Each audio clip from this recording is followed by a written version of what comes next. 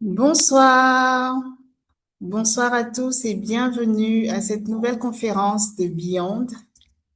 J'espère que vous allez bien. Je suis ravie de vous retrouver.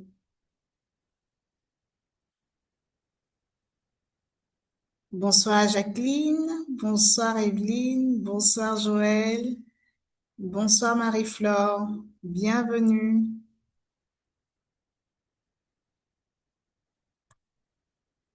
J'espère que vous allez bien. Nouvelle année, nouvelle conférence, nouveau thème, nouvel invité. Encore une bonne soirée en perspective. Avant tout, je vous souhaite une excellente année 2026, surtout une excellente santé et pour votre vie professionnelle, que cette année soit une saison d'alignement, de croissance et d'impact. Que la faveur de Dieu vous accompagne dans vos projets et vous ouvre des opportunités excellentes en cette année 2026.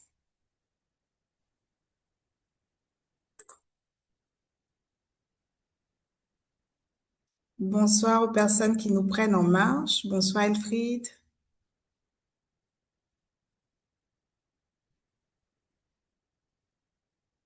J'espère que vous allez bien. Bonne année. On va prendre le temps d'accueillir les participants.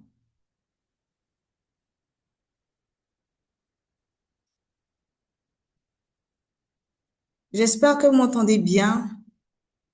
Donc, nous nous retrouvons ce soir dans notre format classique, conférence sur Zoom, après une expérience de talk le mois dernier, qui reviendra, on espère, avec une meilleure logistique le mois prochain. Cette année, ça va être une alternance de sessions comme ce soir et de talk.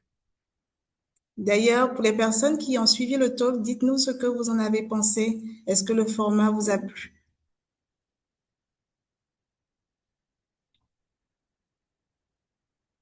Bonsoir Sarah, bienvenue, bienvenue. Installez-vous confortablement. Je ne sais pas de quel pays vous nous suivez. Si vous êtes du côté de l'Occident où il fait froid, j'espère que vous avez une boisson chaude, un plaid, de quoi noter, parce que ce soir encore, nous allons apprendre.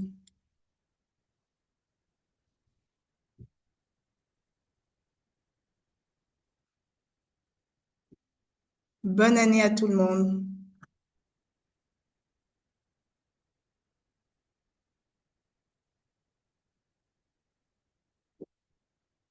Pour les personnes qui nous rejoignent ce soir pour la première fois, je suis Aurélie Anouma. Je suis professionnelle des ressources humaines et facilitatrice de ce format de conférence Beyond. Beyond, c'est un apostolat de la fraternité catholique Foi et Prière destiné au développement personnel des travailleurs, qu'ils soient salariés ou entrepreneurs.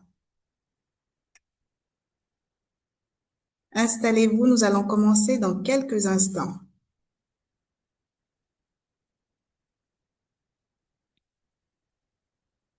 Ce soir, la voix off sera pas Ashley, ça sera Marie-Laurence. Ashley est indisponible pour quelque temps. On lui fait un gros bisou et on espère la retrouver très très vite. Mais ne vous inquiétez pas, Marie-Laurence, dans les coulisses, se fera le relais de vos questions, de vos commentaires. Nous aurons bien entendu une session de questions à la fin de la conférence. N'hésitez pas à partager votre ressenti, vos questions dans le chat.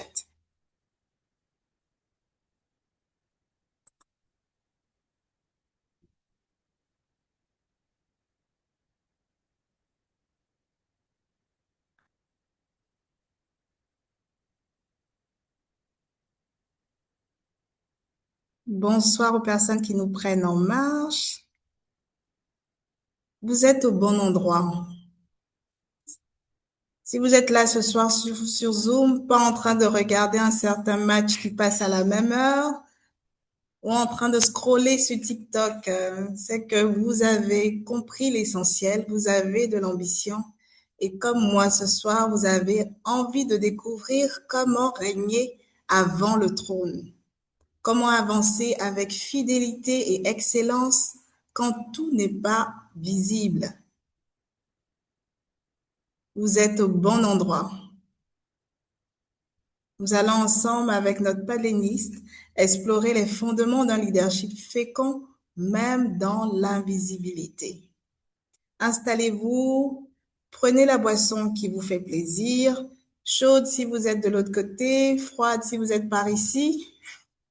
Mettez-vous à l'aise, n'oubliez pas votre carnet de notes. C'est une soirée qui promet.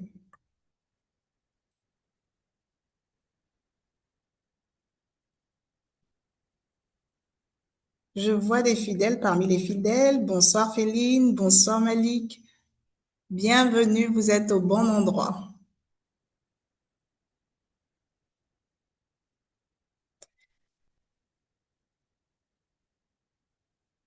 Il est 20h06 GMT. Nous allons encore accorder quelques minutes aux personnes qui seraient en retard et nous allons démarrer.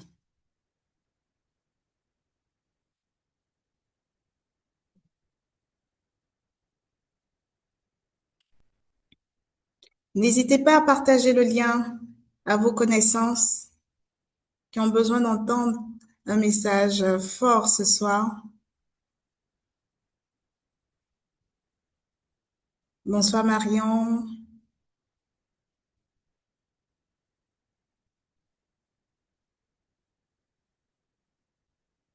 Bienvenue, merci d'être là avec nous ce soir.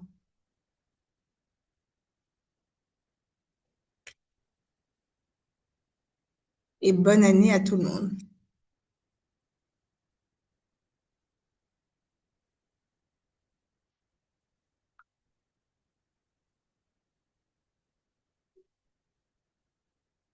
Donc ce soir, on parle toujours de leadership, mais un leadership fécond dans l'invisibilité.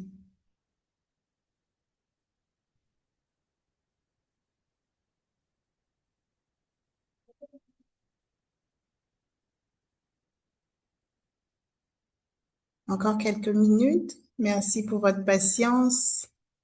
Et nous allons pouvoir entrer dans le vif du sujet avec notre invité. J'espère que vous m'entendez très bien. N'hésitez pas, n'hésitez pas à réagir dans le chat. Tout à l'heure, je demandais comment est-ce que vous aviez trouvé le format talk du mois dernier.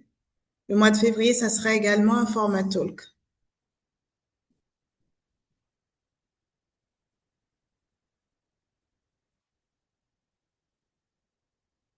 Il est 20h08.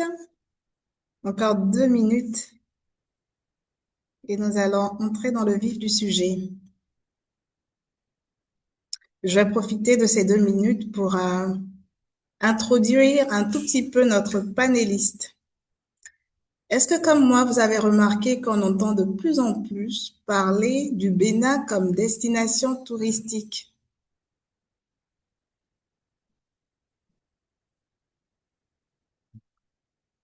Est-ce que vous voulez réagir dans le chat?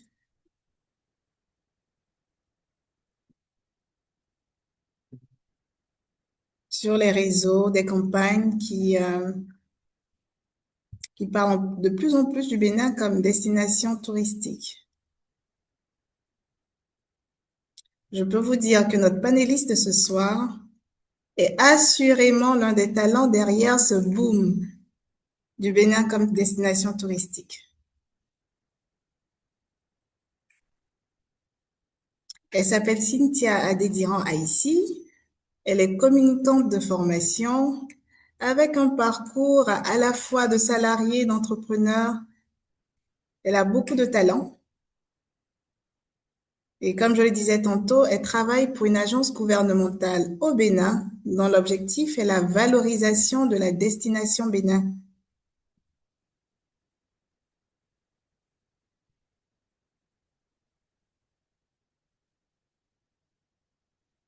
Vous êtes bien calme dans le chat.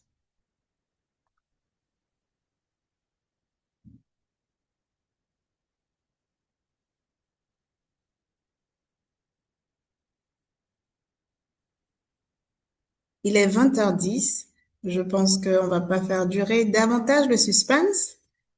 Je vous annonce là pour ce soir, Cynthia Adédiran a ici comme invitée pour notre conférence. Bonsoir Cynthia. Bonsoir, bonsoir Aurélie, bonsoir à tous, à toutes et à tous. Merci de m'accueillir. Bonsoir. Merci d'être avec nous ce soir. Merci pour ton temps. Quand on suit un peu l'actualité de l'agence pour laquelle tu travailles, on voit que c'est une période très dense. Merci pour ta disponibilité. Merci à vous de me convier à cette conférence. C'est un plaisir.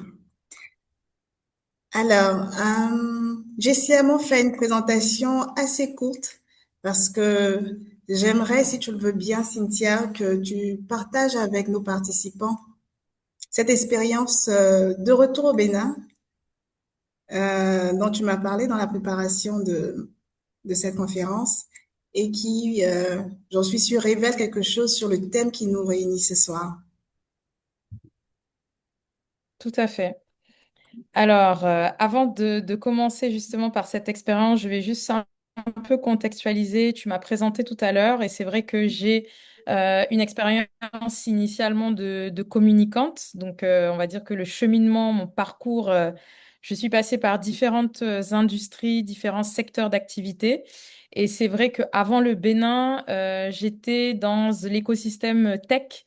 Donc, je travaillais, j'ai piloté quelques startups.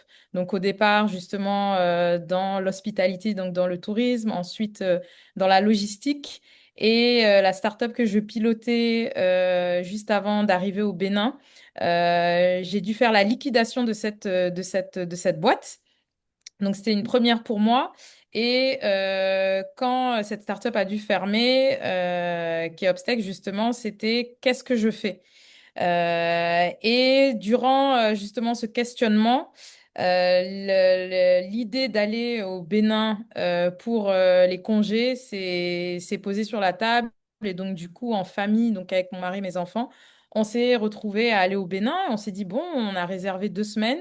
Il me dit, bon, en vrai, là, tu es en train de chercher ton next step, donc allons un mois au Bénin. Et je dis, ah, mais c'est une très bonne idée. Comme lui peut travailler à distance, on s'est dit, pourquoi pas? Et donc, voilà comment on arrive en vacances, je précise, au Bénin en décembre 2023, 2022, pardon, en décembre 2022. Et donc, on passe vraiment des congés sans avoir en tête que on va venir s'installer ici. Parce que je suis au Bénin maintenant depuis 2 ans et demi.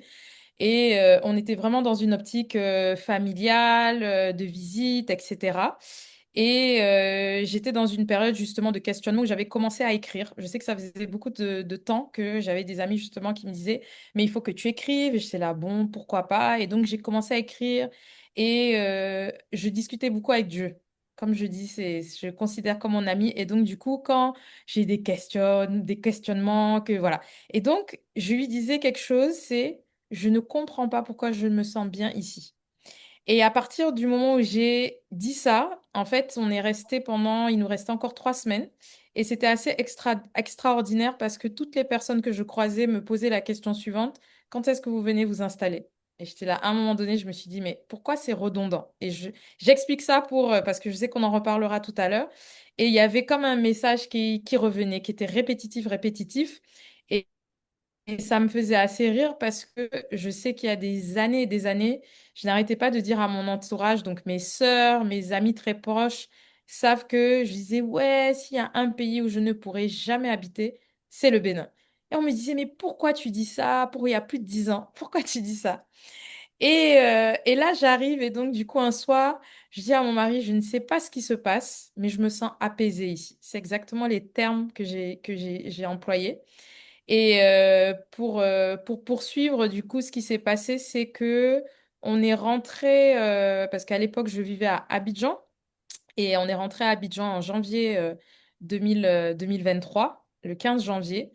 Et la semaine qui suivait, à un dîner comme ça, il me dit, OK, qu'est-ce que tu veux faire? Et je lui dis, je ne sais pas pourquoi, mais je pense que je dois être là-bas. Et en fait, l'arrivée vraiment au Bénin, ça c'est en janvier, on y retourne en avril. Et en juillet 2023, on est installé. Euh, pour la première fois de ma vie, parce que je suis quelqu'un qui aime vraiment organiser, anticiper, structurer, avoir le contrôle, voilà, avoir le contrôle des choses là, c'est vrai que je n'avais pas de plan. Et en fait, il n'y avait pas de plan parfait. Je n'avais clairement pas toutes les réponses à mes questions. J'avais aucune garantie parce que même quand j'ai posé mes valises, j'avais échangé avec des gens, je n'avais pas signé de contrat. Pour revenir un peu en arrière, c'est que, comme je disais, j'avais fermé la boîte pour laquelle je bossais, liquidation, et donc j'étais sans emploi. Et j'étais zen. C'est ça qui était assez extraordinaire aussi. C'est qui est assez, voilà, assez bizarre.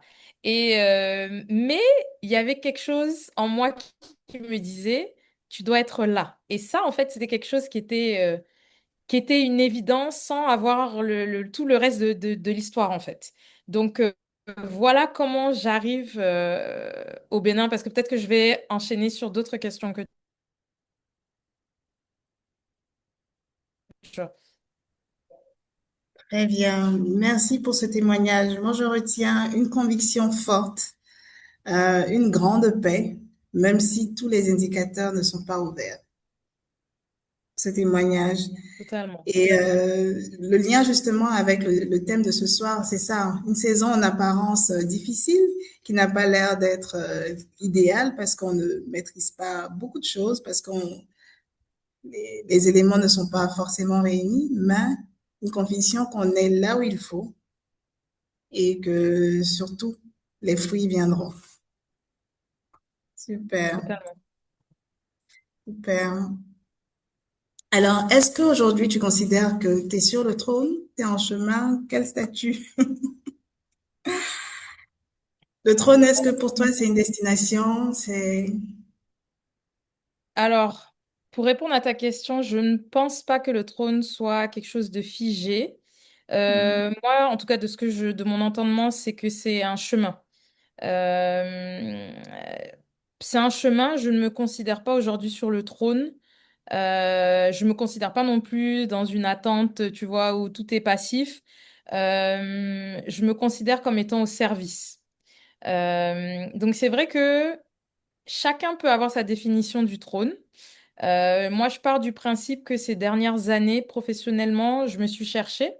J'ai fait des choses intéressantes, j'ai fait des choses passionnantes, mais il y a eu des moments où je ne me suis pas retrouvée forcément à ma place. C'est-à-dire ne pas se retrouver à sa place, c'est être quelque part où on a la capacité de faire les choses. Donc on se sent, on sait qu'on est compétente à faire les choses, mais on n'est pas forcément épanoui par ce qu'on fait. Et c'est ce qui m'est arrivé justement quand je suis arrivée au Bénin. J'ai rejoint une équipe incroyable, je m'entendais hyper bien enfin, avec mes directeurs, l'équipe directionnelle. J'avais plusieurs marques à piloter et tout, et c'était top parce que en termes de relations humaines, c'était incroyable. Les projets, si on était vraiment dans l'innovation, etc. Mais il y avait quelque chose qui faisait que je n'étais pas forcément, je ne me sentais pas à ma place. Et en fait, quand j'ai commencé à ressentir cela, j'ai commencé beaucoup à écrire et à questionner en fait Dieu, à lui dire, bon, je pense que chacun en fait a une mission de vie. Et en fait, ça m'énervait, hein, pour dire la vérité. Ça m'agaçait parce que je me disais, bon, quand tu vois finalement certains corps de métier, bon, un chanteur, il a une voix, il est talentueux, il sait qu'il a sa place, un footballeur, etc. Et donc, du coup, j'étais là, bon, je sais que je sais faire ça, je sais que voilà, je suis pas mal, j'ai telle compétence, mais j'ai l'impression que chaque 2 ans ou chaque 3 ans, c'est comme si je remettais tout en question et que je me disais, OK, enfin, c'est quoi ta mission de vie? Et donc là, j'étais très axée, donc aussi bien d'un point spirituel, donc par rapport à ma foi et par rapport à des livres de développement personnel que je lisais, c'était vraiment, OK, c'est quoi ma mission de vie? Et en fait, quand j'ai commencé à poser ces questions-là, et c'est pour ça que pour moi, c'est un chemin, un long chemin, j'ai écrit. Et quand j'écrivais, ce que je faisais, c'est que le matin, même quand j'allais au travail, donc avant d'occuper la place, le job que je fais aujourd'hui, d'être au service de la nation, je disais, voilà, à Dieu le matin, dirige-moi vers quelqu'un qui va me donner une réponse ou une part de la réponse. Aujourd'hui, il y a quelqu'un qui va me dire quelque chose qui va me surprendre Et en fait, cette personne, ça sera toi qui passe par elle pour me dire ces choses. Et en fait, à force de faire ça, tout ce qui est revenu, parce que j'ai écrit, c'est euh, pourquoi tu travailles pas pour le gouvernement? Ah, mais je te vois trop travailler pour le gouvernement, Cynthia. Mais en fait, quand tu travaillais dans le tourisme, ça se voit que tu étais hyper passionnée. Est-ce que tu dois pas retourner dans ce secteur d'activité? Et en fait, il y a des fois, c'est limite, je suis là, mais c'est pas possible. Et donc, du coup, c'est tellement revenu, tellement revenu. Et je suis retournée dans un journal que j'avais écrit quand j'étais à Abidjan, avant de m'installer au Bénin. Je vais vous montrer ça d'ailleurs, parce que ça, c'est important. C'est Euh, formidable. Moi, j'aime j'ai, beaucoup le journaling. Waouh, je sais pas si vous voyez. très bien. Donc, j'avais écrit On voit pas la prendre date, la je suis sûre qu'il y a une destination. date. Oui. Voilà, la date, c'est le 23 mars 2023. Donc, 23 mars 2023, j'étais à Abidjan. Je n'étais pas installée encore à Cotonou. Et quand je suis arrivée à Cotonou, je me suis installée donc quelques mois après, en juillet 2023. J'ai occupé un poste entre septembre 2023 et septembre 2020 et octobre 2024. Et donc, c'est plus d'un an après avoir écrit ça que j'ai occupé le poste que j'occupe aujourd'hui. Et ça aussi, c'est pour ça que je dis que c'est un chemin. Parce que je pense que il faut avoir beaucoup de... Enfin, moi, ce que ça m'a inculqué, c'est l'obéissance. C'est-à-dire, tu n'as qu'à être pressé, tu n'as qu'à pleurer pour dire pourquoi les choses ne se passent pas.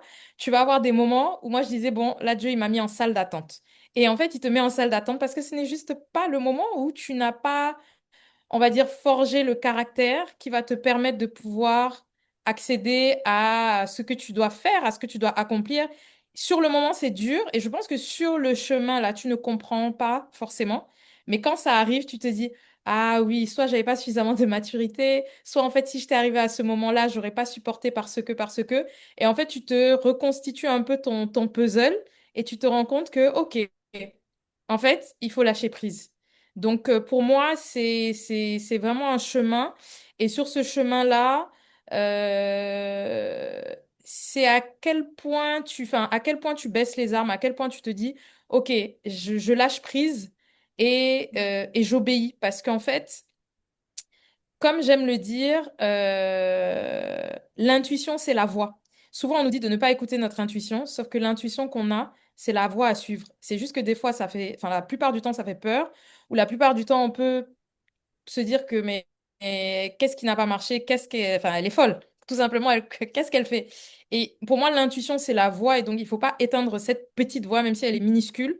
Et justement, il faut la suivre et il faut être assez ouverte à écouter même son entourage, parce que je pense que Dieu, il passe vraiment par les autres pour aussi nous faire accepter beaucoup de choses. Et moi, je pense que C'est ça, super voilà, intéressant. j'ai C'est expérimenté ça super en tout cas. intéressant ce que tu dis.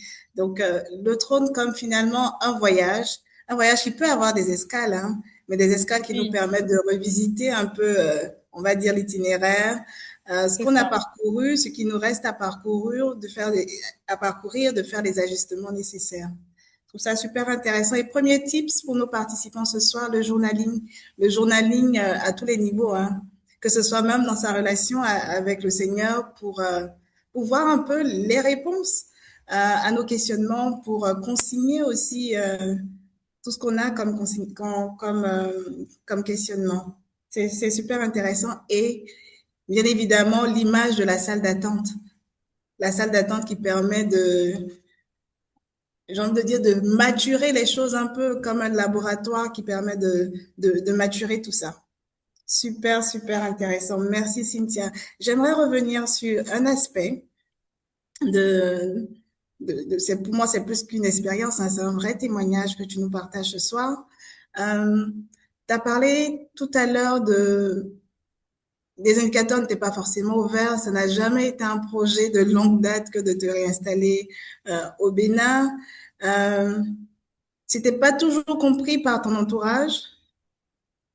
Quel a été pour toi, si tu veux bien nous partager sans indiscrétion, un aspect vraiment sur lequel ton projet finalement n'a pas été compris et comment tu as géré cette situation-là? Euh, Alors, pour moi, Comment ne pas abandonner, même si, après, je voilà. pense que ça dépend aussi du caractère et du tempérament de chacun. Euh, le fait que les autres ne soient pas d'accord avec moi ne me gêne pas et ne m'empêche pas d'aller vers ma direction. Donc ça, je suis, en tout cas personnellement, assez à l'aise avec ça. Ça peut être perturbant, ça peut ne pas encourager, ça c'est sûr. Après, moi, j'ai compris de toute façon que tout le monde n'est pas destiné à entendre ta vision, à écouter ta vision, à la comprendre. Ça, c'est d'une chose. Et je pense qu'il faut la partager avec discernement, ou en tout cas avec certaines personnes de son entourage. Et je pense que au-delà de la vision, c'est l'acceptation. Je parlais tout à l'heure beaucoup d'acceptation. C'est accepter l'inconfort. Pourquoi accepter l'inconfort? C'est qu'au moment où ben, je dois prendre cette décision, oui, certes, je viens de fermer une boîte, donc ça déjà, bon, ça reste un échec, hein, donc c'est pas top. Moi, j'en parle ouvertement. Certaines personnes de mon entourage sont un peu choquées en disant non, faut pas en parler. Non, j'en parle, il n'y a pas de souci. Mais c'est surtout de quitter un environnement connu parce que ça faisait 8 ans que j'habitais à Abidjan, que mes enfants sont en bas âge et donc tu vois, enfin, je suis pas seule en fait et donc c'est voilà comment tu viens t'installer et donc tu reconstruis quelque chose from scratch et donc oui, il y a ce côté tu dois accepter finalement, tu dois accepter l'inconfort et tu dois surtout euh, te faire confiance, en tout cas faire confiance à Dieu d'abord et te faire confiance sans maîtriser l'issue en fait. Parce que c'est ça qu'on appelle le courage, hein, c'est tu avances, tu n'as pas la visibilité, tu n'as pas toutes les réponses, mais c'est pour ça que j'ai dit, pour moi, le Bénin, quand je me suis installée, j'appelle ça un pas de foi. Vraiment. C'est vraiment, vraiment, vraiment, vraiment, vraiment un pas de foi. C'est une conviction qui me dépasse de me dire que je dois être là, en fait. Je dois être là. J'ai pas contractualisé quoi que ce soit professionnellement parlant, mais je suis en train de déménager, en fait. Je suis en train de déménager. Je me rappelle que j'ai des tantes, j'ai des amis qui m'ont dit, mais Cynthia, mais qu'est-ce qui n'a pas marché? Qu'est-ce que tu vas aller faire au Bénin? Qu'est-ce que tu vas aller faire au Bénin? Genre, tu es à Abidjan, mais qu'est-ce que tu vas aller faire là-bas? Et j'étais là, bon, vous pouvez pas comprendre, justement. Mais moi, en fait, ça me fait rire parce que c'est des choses auxquelles j'ai déjà été confrontée aussi. Peut-être que c'est plus simple pour moi aussi parce que, à l'époque, il y a quelques années avant ça, j'avais démissionné du coup d'un poste. J'étais country manager justement d'une start-up dans le tourisme et j'avais démissionné et j'avais décidé d'ouvrir un bar à jus et donc, j'ai des gens qui m'écrivaient que sincèrement, tu vends des jus. Genre, tu as laissé ton poste, tous tes avantages, tu vends du jus. Et moi, en fait, je voyais ça et je rigolais. Et donc, moi, j'ai des gens autour de moi qui seraient vexés et qui me disent, mais ça, t'es pas fâché? Et je dis, mais pas du tout, en fait. Pas du tout. Si je vends du papier toilette, que je vends des balais, je le fais et je le fais avec passion, je le fais bien. Donc, je suis assez à l'aise avec le regard des autres. Je ne l'ai pas toujours été, mais je pense qu'au fur et à mesure des épreuves aussi de la vie personnelle, professionnelle. Voilà, comme on dit, ça te passe sur le corps et tu finis par te dire c'est quoi l'essentiel, qu'est-ce qui me permet de me sentir bien, qu'est-ce qui me permet d'évoluer, qu'est-ce qui me permet d'être tout simplement épanoui dans ma vie. Et après, comme je dis, sans risque, il n'y a pas d'évolution, hein. Enfin, tout stagne. Après, moi, j'aime les défis. C'est pour ça que j'aime me définir comme une Amazone.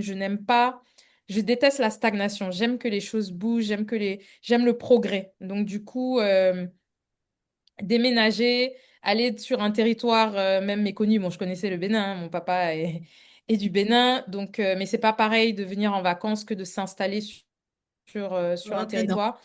Donc voilà. Mais pour moi, c'est vraiment être aligné avec, voilà, c'est l'alignement avec soi-même. C'est-à-dire, quels que soient les critiques, les retours qu'on va te dire, c'est que tu es aligné avec ce que tu es en train de faire. C'est le plus important. C'est très puissant ce que tu dis et je veux retenir aussi la pratique dans ce que tu viens de nous partager. Euh, non seulement il faut passer à l'action, mais au fur et à mesure qu'on passe à l'action, on gagne en assurance. On va davantage Exactement. fermer nos oreilles à l'environnement et puis ça nous donne du courage pour la suite. Vraiment, Exactement. merci pour ce partage. Je t'en prie. Tout à l'heure, tu nous partageais aussi un cheminement qui est à la fois spirituel, mais aussi un cheminement sur toi. Tu as pris le temps aussi de mieux te connaître, de travailler. Tu as parlé de développement personnel, de lecture, etc. Euh, quelles compétences particulières t'as développées, t'as identifiées et développées par la suite tout au long de ce cheminement-là? Euh, je dirais, enfin, il y a plusieurs compétences. Tout à l'heure, d'un point de vue spirituel, pour moi, la compétence que j'ai pas eu le choix de développer, c'est vraiment l'obéissance. Je sais pas si on le met dans une compétence, mais j'ai appris, j'ai beaucoup appris par rapport à ça. Donc, que ce soit à travers le fait d'avoir écrit, d'avoir fait l'introspection, mais je dirais beaucoup la maîtrise émotionnelle et la patience. Je vais insister sur la patience parce que je ne suis pas d'un tempérament patiente. Je suis même impatiente et je me suis surprise en tout cas à m'améliorer sur ce volet-là parce que si je ne l'avais pas fait de toute façon, je ne pense pas que je serais là où je suis aujourd'hui. Et donc oui, la patience pour moi, c'est une combinaison de j'arrête de vouloir tout contrôler, je lâche prise, je lâche prise. Je pense que quand on lâche prise, et on apprend à être patient. On apprend à être patient et je pense que ça se traduit par une posture plus calme, une posture plus calme, plus posée dans les décisions à prendre aussi et dans les décisions même professionnelles. Donc pour moi, c'est aussi de la maturité qu'on acquiert. Et je ne pense pas justement qu'on puisse accéder au trône sans avoir appris finalement je vais dire ça comme ça, à se gouverner soi-même. C'est-à-dire, tout à l'heure, je parlais beaucoup enfin, d'alignement. Là, je parle de la gestion de ses émotions, la gestion de ses émotions, la patience, parce que comme on dit, si les choses t'affectent, tu ne peux pas diriger. Si C'est tout ça. t'affecte, tu ne peux pas diriger. Donc ça, je pense que en tout cas, je continue d'apprendre. Je continue d'apprendre. Je suis consciente que j'ai dû évoluer sur ces volets-là, mais je continue d'apprendre. Et ça aide énormément. Et sur comment gérer les autres si on n'arrive pas à se gérer soi-même. Je pense Toi-même. aussi, et c'est un incontournable ce cheminement-là, que d'avoir du temps avec soi pour identifier ses forces et ses points d'amélioration et surtout travailler à s'adapter aussi pour pouvoir être plus à l'aise avec les autres. C'est super. Totalement. Merci beaucoup. Tu as également évoqué des épisodes pas très joyeux. Une liquidation pour un entrepreneur, c'est une expérience terrible. Quand on voit l'énergie que demande l'entrepreneuriat, euh, comment est-ce que ce type d'événement-là, on va dire, forge ou aide pour la suite? Est-ce que j'ai envie de dire, c'est des événements positifs comme une nouvelle entreprise après une qu'on ferme est beaucoup plus, c'est des victoires beaucoup plus savoureuses, j'ai envie de dire, Bien sûr. que des choses finalement qui arrivent naturellement et j'ai envie de dire limite un peu simplement. Mm. Alors moi, comment je l'ai vécu, enfin forcément, c'est pas un événement heureux. Quand j'ai fermé,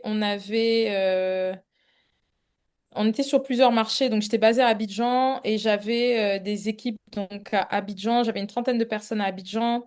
J'avais une partie des équipes au Ghana, au Burkina, à Dakar également. Donc forcément, c'est compliqué. C'est très très très compliqué.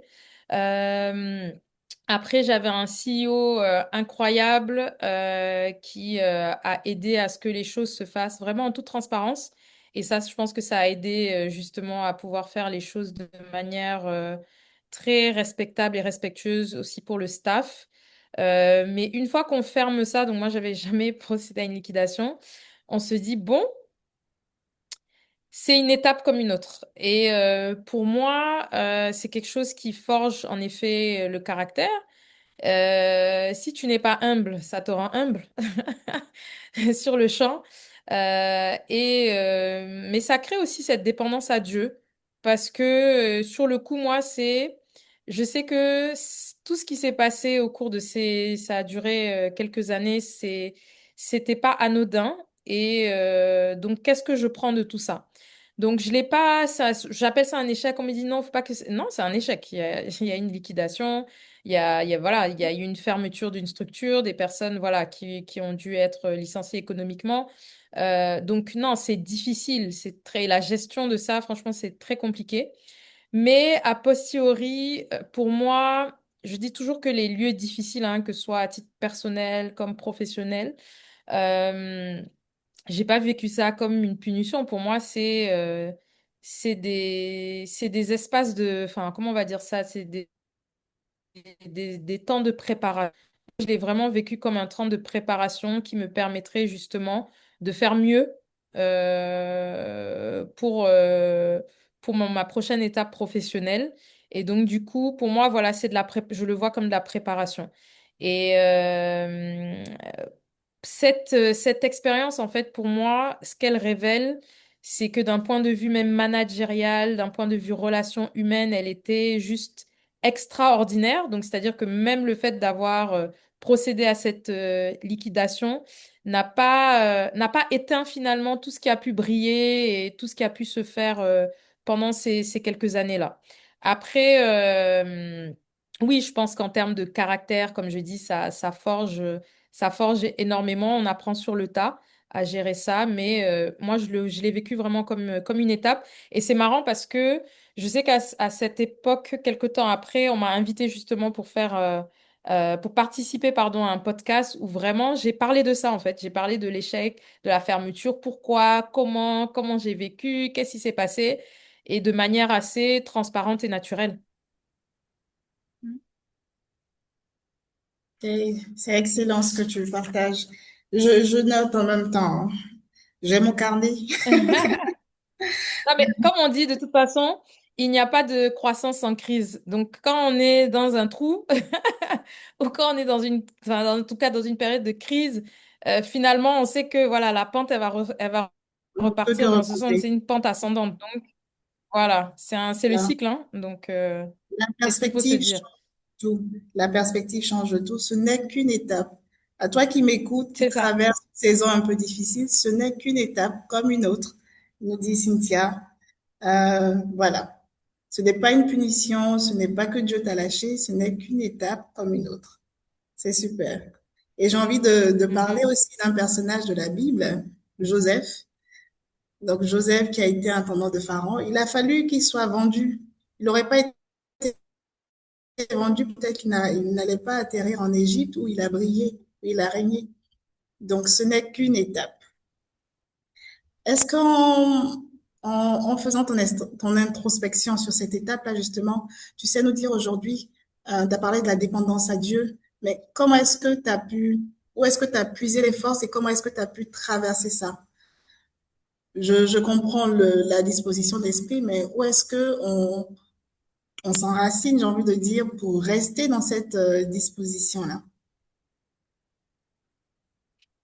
Alors, moi, je vais être très honnête, enfin, avec toi, avec tout le monde. C'est que pour moi, cette étape-là de liquidation, c'est une petite étape dans ce que j'ai vécu au début enfin, au début de mon parcours dans la boîte. C'est-à-dire que moi, quand j'ai ouvert Keopstech, on m'a recruté, parce que ça, c'est quelque chose de très important et j'en parle ouvertement. J'étais enceinte quand on m'a recruté de mon premier enfant.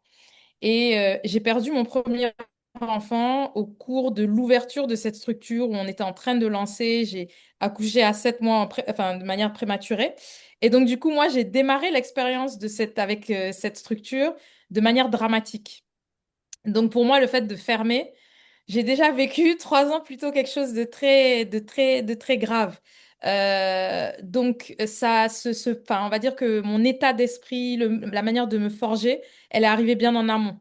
Et c'est ce qui m'a aidé justement pour la suite, c'est que quand ça s'est passé, je disais tout à l'heure que j'avais un CEO qui était extraordinaire parce que quand ça s'est passé, il m'a accompagné mais d'une manière incroyable. Donc, je salue Olivier pour ça, qui n'est pas là, mais voilà, on ne sait jamais s'il m'entend, qui m'a vraiment beaucoup On accompagnée. est Et en donc, du live coup, sur moi, j'ai LinkedIn. vécu. Pardon? Dès qu'on était en live sur LinkedIn.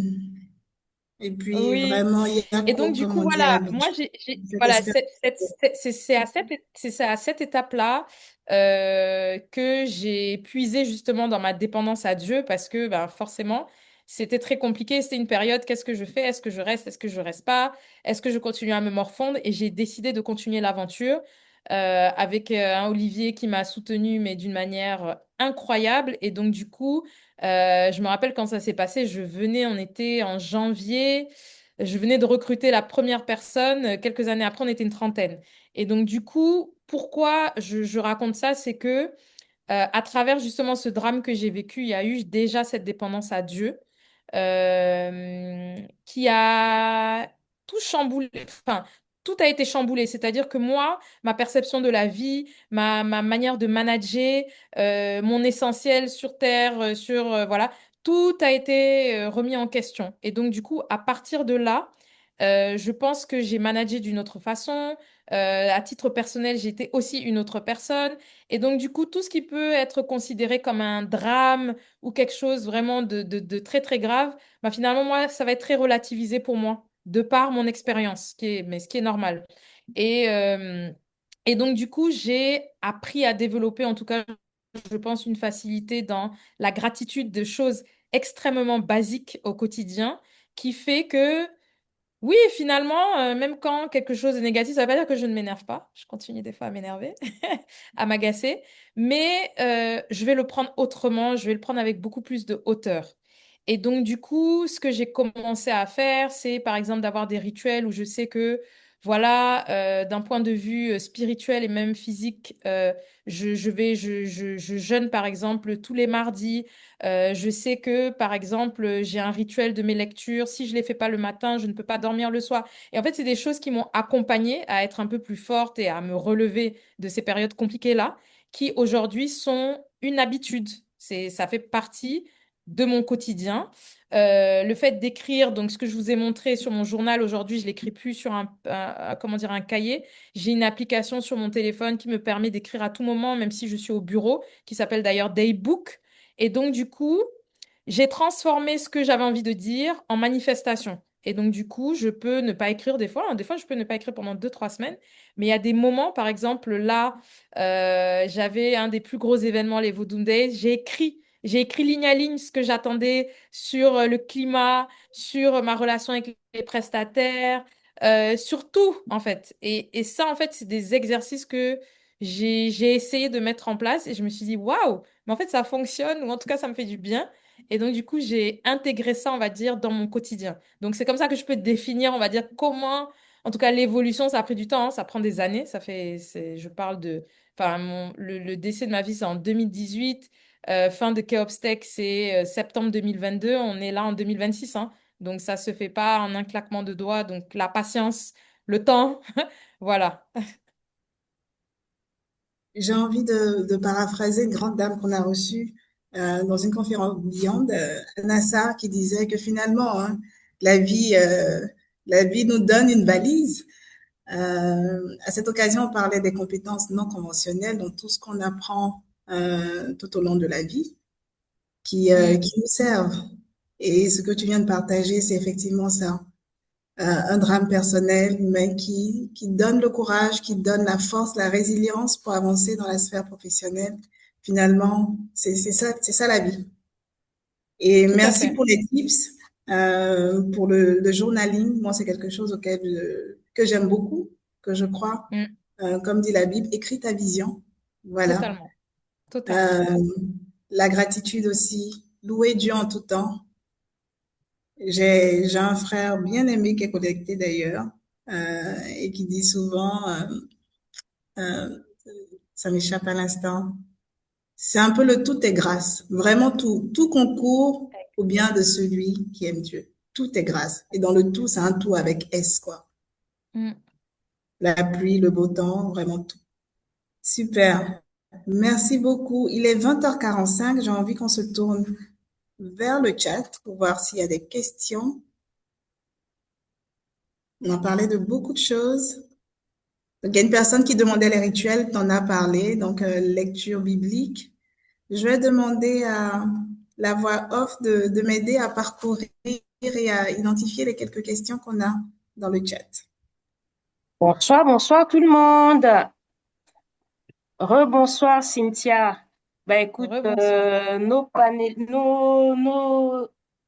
Participants, nos participants, pardon, merci. Nos participants sont bien présents, sont bien contents de tout ce qui se dit. Alors, il y avait une question, mais à laquelle tu as répondu. Il y a une deuxième question.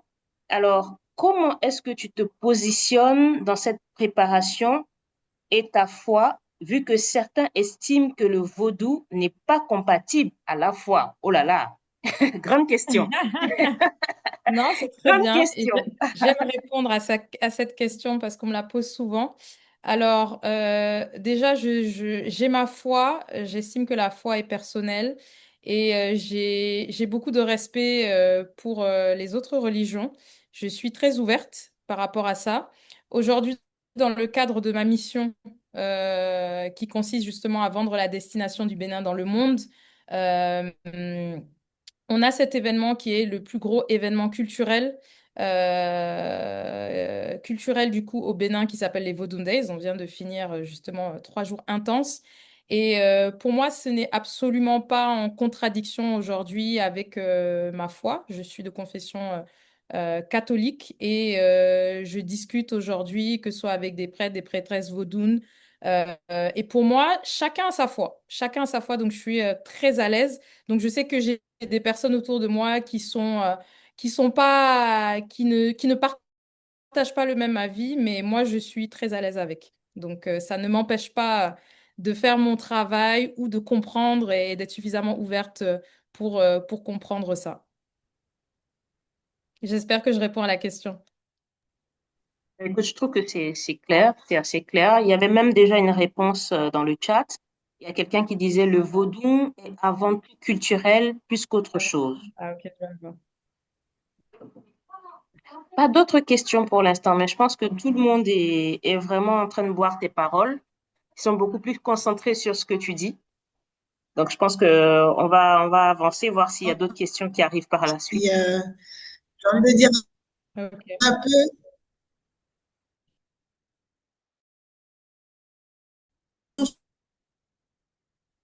ce qu'il Ah, j'ai plus entendu. Allô? faisait dans sa destinée, que Dieu lui révèle. Allô, est-ce qu'on m'entend bien?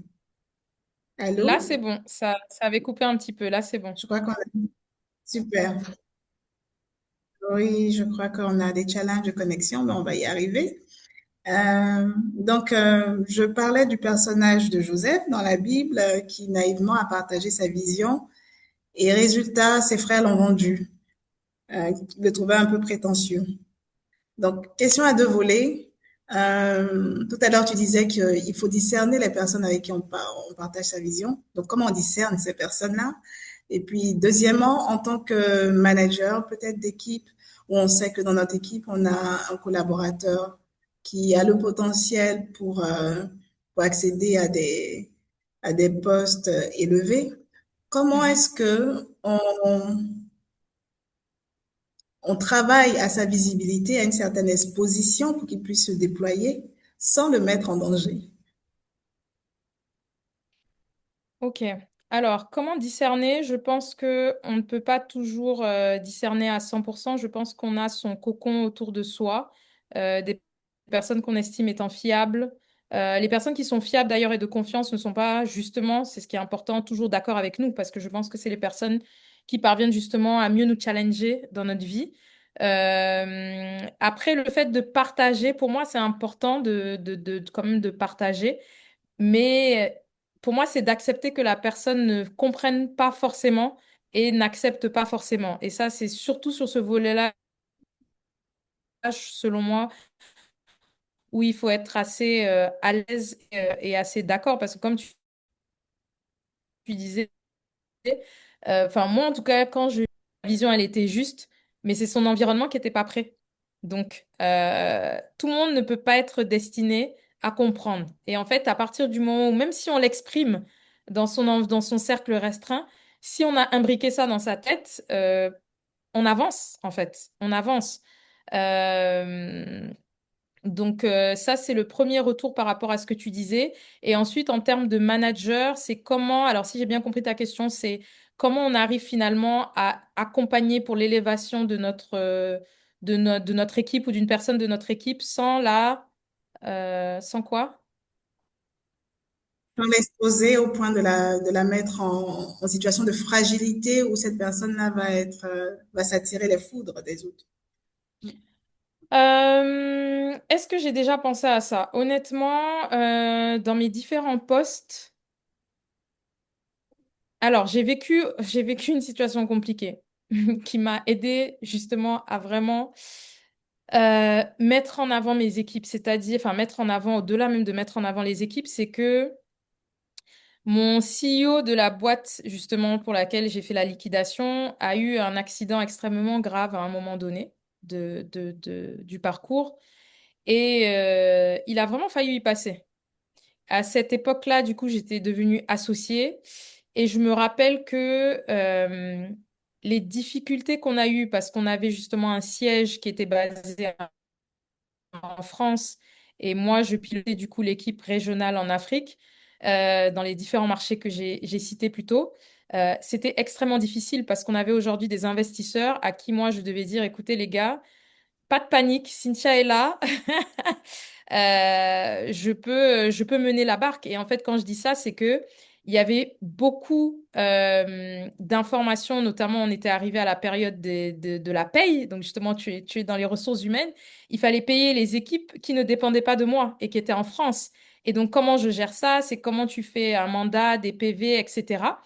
Et donc, du coup, comment tu as accès à la banque? Et donc, en fait, on s'est rendu compte que, OK, bon, en fait, il y a plein de choses auxquelles, enfin, forcément, tu ne prévois pas que quelqu'un va, va faire un accident ou est au bord vraiment de, voilà, de partir, de passer. Et donc, en fait, ça m'a juste ouvert enfin, beaucoup de choses. C'est en fait, on le dit tous les jours, mais on ne sait pas l'heure, on ne sait pas le moment, que ce soit dans la vie personnelle comme dans la vie professionnelle. Et c'est vrai qu'avec les équipes aujourd'hui, moi je dis au-delà d'aller vers même dans ce niveau de complications, une personne qui est malade, qui s'en va à l'hôpital ou une personne indisposée, la structure, elle doit continuer à tourner. Et donc pour moi, aujourd'hui, la rétention d'informations, si on veut aller loin et si on veut que même nos collègues s'élèvent et avancent, on ne peut pas fonctionner si justement on ne les met pas en avant. Et donc moi aujourd'hui, je vais plus les coacher ou je vais plus les amener justement à prendre leur place, quitte à ce que oui, ils se prennent des claques parce que de toute façon, c'est comme ça qu'on apprend, plutôt que de trop les préserver et que ben, justement ils ne puissent pas gérer si je ne suis pas là. L'inconfort est souvent l'occasion de révéler des talents cachés. Et comme tu Tout à fait. disais, aussi bien dans la vie personnelle comme dans la vie d'une entreprise, hein, on ne sait pas de quoi demain soit fait. Dans le jargon RH, on parle de successeur d'urgence. C'est un peu ce que tu as vécu en étant propulsé suite à l'indisponibilité de ton CEO. C'est des expériences qui sont fortes en émotion, mais qui permettent, dans un certain instant de survie, de révéler des talents qu'on ne soupçonne pas. Merci pour ton retour. Je t'en prie. On arrive à la fin de notre entrevue.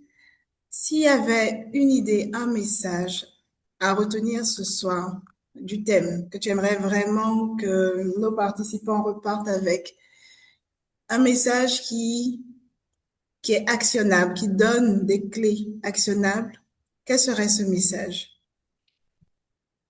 Euh, pour revenir à la thématique, je dirais que le trône, c'est jamais le début de l'histoire. Le trône, c'est jamais le début de l'histoire. Et donc, je pense qu'on évolue aussi dans un monde où tout est très visible, tout est très accessible et que c'est très important de faire une rétrospection pour savoir c'est quoi l'essentiel dans sa vie, c'est-à-dire dans sa vie personnelle, dans sa vie, euh, dans sa vie professionnelle. Et pour moi, l'écriture, écrire là, manifester les choses, moi, ça a changé beaucoup, beaucoup, beaucoup de choses. Je sais que j'en ai beaucoup parlé. Je sais que j'ai montré mon cahier d'il y a 3 ans maintenant, bientôt. Mais c'est pas le début de l'histoire. Le trône, en fait, pour moi, c'est vraiment la conséquence et c'est comment on arrive à régner euh, avec beaucoup d'humilité, avec beaucoup d'intégrité dans nos choix, avec voilà beaucoup de discipline, beaucoup de rigueur.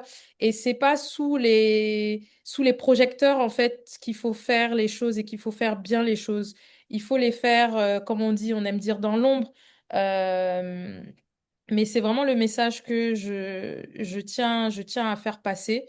Et ouais, c'est ce que je tiens à faire passer. Et à encourager, à manifester des très grandes choses. Ça peut parler, enfin, ça peut passer bateau comme ça, mais je sais que quand j'écris pour des événements personnels, pour des choses personnelles, pour des événements du boulot, j'écris souvent des choses parfaites, en fait. Je veux que le climat il soit parfait. Je veux que ma relation avec tel interlocuteur elle soit parfaite. Et je pense que manifester des grandes choses, c'est très, très, très, très, très puissant. Et notamment quand on est dans des situations où on a l'impression que c'est le désastre. C'est pas facile parce qu'on a l'impression d'être un peu schizophrène. Mais le fait d'écrire ça noir sur blanc et de se mettre dans la posture de OK, je vais arriver à ça, ça peut débloquer énormément de choses. Énormément. Super. Écrire la vision, manifester, prophétiser, l'incarner, appelez-la comme vous le souhaitez. C'est vraiment les clés que Cynthia a souhaité nous donner aujourd'hui. J'espère. Est-ce que vous avez d'autres questions dans le public? Sinon, je, avec l'aide de Marie-Laurence, est-ce qu'on a d'autres questions? Sinon, on va. Non, j'ai pas de questions. J'ai pas de questions. Super. Je pense que le message a été très clair, que nos participants qui sont restés hein, à un niveau très élevé jusqu'à la fin ont apprécié le moment. En tout cas, laissez-nous savoir ce que vous en avez pensé, avec quoi vous repartez. Et on a un gentil message de Sarah qui dit Cynthia, c'est ma sœur et je tiens à lui dire à quel point je suis fière d'elle. Ah, Ah, merci. a last minute question. Alors, on a Elfried qui demande, est-ce que Cynthia a eu la révélation de son trône? Je suis déjà sur mon trône. Je suis déjà sur mon trône. C'est ce que j'expliquais. C'est que pour moi, c'est pas quelque chose de figé. C'est un chemin. Donc peut-être parce que j'ai montré ça tout à l'heure. Je remonte, hein, je remonte. C'est là où je suis en ce moment. Je n'ai pas encore écrit peut-être d'autres objectifs parce que je vis pleinement ce que je vis en ce moment. Je suis très passionnée. C'est plein de challenges, énormément de défis aujourd'hui au sein de l'agence, mais j'adore ce que je fais. Donc, sait-on jamais, hein, dans quelques temps, peut-être que j'aurai, à force d'écrire, une autre manifestation que je vais mettre noir sur blanc. Mais pour moi, je suis assise là, vous me voyez là, je suis sur mon trône. Et c'est un cheminement, c'est de la formation, c'est de l'évolution, c'est du progrès, et voilà. Super. En tout cas, on te souhaite que cette escale, hein, puisque tu as dit c'est un voyage, c'est un chemin. Donc, on va dire que C'est cette ça, ce sont escale des étapes. Alors, se je pense que c'est passe, là que continue de c'est se maintenant passer. que c'est maintenant que les questions arrivent. Je ne sais pas si Oh on là est dans le temps ou là. pas. De rien. Comment on a le Mais bon, courage Allez, quand on on on va va les dire prendre, la on va les dernière. prendre. On va dire la dernière. Alors, comment on a le courage? Alors, c'est une question de Karen à dire. Comment on a le courage de tout recommencer dans une autre ville avec des enfants? comme je le disais tout à l'heure, avec ou sans enfant, à partir du moment où on a la conviction que c'est le cheminement qu'on doit suivre, en fait, on le fait. Donc, pour moi, honnêtement, comme je dis, il n'y a pas d'évolution sans risque. Et oui, c'est risqué de quitter son cocon, de quitter l'environnement qu'on maîtrise. Parce que même si mon papa est du Bénin, le Bénin, oui, j'y viens en vacances. Je connais pas, je maîtrise pas. Je suis arrivée, il fallait chercher un logement, euh, il fallait chercher l'école. Et honnêtement, tout s'est fait de manière assez fluide, assez naturelle, honnêtement, quand on est arrivé. Donc, c'est encore une question pour moi d'obéissance. Je vais poser la question à la personne, c'est est-ce que quand on t'envoie des signes, tu te mets à l'écoute, hein? Quand il y a des signes qui sont répétitifs et qui sont en fait, il y a des choses, on ne veut pas écouter. Moi, je pense qu'on ne veut pas écouter. Et quand on est dans une posture d'obéissance, je vous assure que c'est très clair. Et moi, à chaque fois que les choses étaient répétitives, j'écrivais. J'écrivais. Et donc, ça fait que j'avais un panel de peut-être trois, quatre secteurs d'activité qui revenaient constamment quand les gens me voyaient ou quand je posais des questions. Et au fur et à mesure, ça s'est affiné. Écrire la vision, Ah, nourrir la vision et se lancer. Et si la vision vient de Dieu, il donnera la provision pour que tout se passe bien. N'est-ce pas, Ah, Cynthia? vraiment, ça c'est réel. C'est réel même. Mais je vois une question, comment oui, convaincre sa moitié surtout? exactement. Et c'est une On a question besoin qui Bon, de m'intéresse aussi. bon, moi vraiment, j'ai de la chance. Mon mari est béninois et il était aussi motivé que moi. Donc vraiment, bon, voilà, enfin, on va dire que le projet de vie était assez aligné. C'est vrai que c'est venu de moi d'abord et après lui, il était pas, enfin, il était assez, en tout cas, enjoué à l'idée de faire ce changement. Donc, Dieu merci, en tout cas, ça a bien coordonné. Maintenant, oui, en effet, en fonction des personnes, ben, ça peut être quelqu'un qui ne connaît pas du tout le marché ou qui est bien là où il est, où elle est. Et donc là, il faut prier Dieu et manifester, hein. Là, il faut écrire. C'est qu'un C'est ça. miracle se produise. Qu'un Si miracle se produise pour qu'il soit je peux attiré par la ajouter, destination. c'est ça. C'est à la fois un cheminement individuel, mais aussi ça peut être un cheminement de couple. Il faut respecter le cheminement de l'autre, partager ses avancées à soi, respecter son Mm. cheminement et puis bâtir ensemble une vision consensuelle. Exactement. Voilà. Exactement. Très bien. Je pense que sur ces quelques mots, on va s'arrêter là pour ce soir. Merci infiniment, Cynthia, pour ce beau témoignage. Je pense que ça en a Merci à vous. encouragé plus d'un. En tout cas, moi, j'ai été édifiée. Merci beaucoup. Chers participants, donc c'est fini pour ce soir. On se retrouve le mois prochain avec un format talk où vous aurez l'occasion de retrouver la team au grand complet. Je vous souhaite une très bonne soirée, que Dieu vous garde et je vous dis à très bientôt. Au revoir. Au revoir. Merci beaucoup. Merci à tous.